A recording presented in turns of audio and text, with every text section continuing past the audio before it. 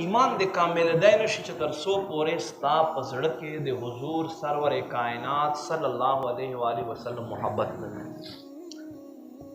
محبت بیا څه علامات دي؟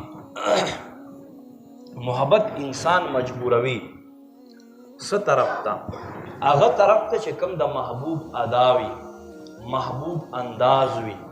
تاسو وګورئ کوم خلک چې فلمونه ډیر ګوري دی به هغو خلکو سره محبت کوي او دی به د هغو شانتې انداز کوي.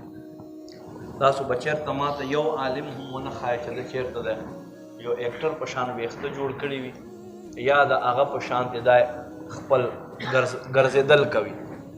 نه، ولې چې هغه سره د تعلق نشته دی.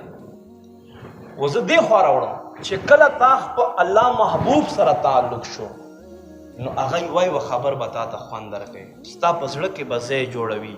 یوه خبره به ته په غوږ سره اورې، په شوق سره به اورې. ته وایې چې زه د محبوب دا انداز اپناو کو، دا انداز اپناو کو. بخاري حدیث دی، حضرت عبدالله ابن عمر رضی الله تعالی عنہ چا وکتلو چې په یوزي باندې خپله اوښې ته داسې طواف شانتې طواف چکر ورکوي، تاو کوي را تاو کوي. چا تپوس یې وکړو چې ای عبدالله ابن عمر دا څه کوئ؟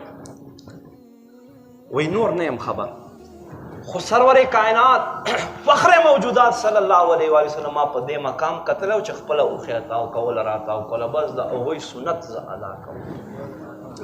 یو ځل دی تېرېدو د ده پګړۍ مبارکه په ونه کې ګیر شوه نو چا ورته وی قربان ته خو تښکته کېدی هم شي، داسې تا ولې وکړو؟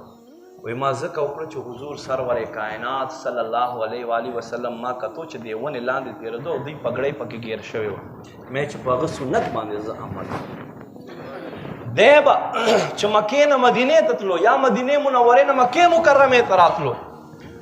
مونځ خو هر ځای کېږي، هر ځای کېږي، خو ده به په هغه ځایو باندې نښې کړې وې چېرته به چې الله محبوب نوافل ادا کولو، ذکر به یې کولو، ده به هم په هغه ځای باندې پړاو کولو، هلته به یې سټې کوله او خپل ذکر او فکر او نوافل به یې په هغه ځای باندې ادا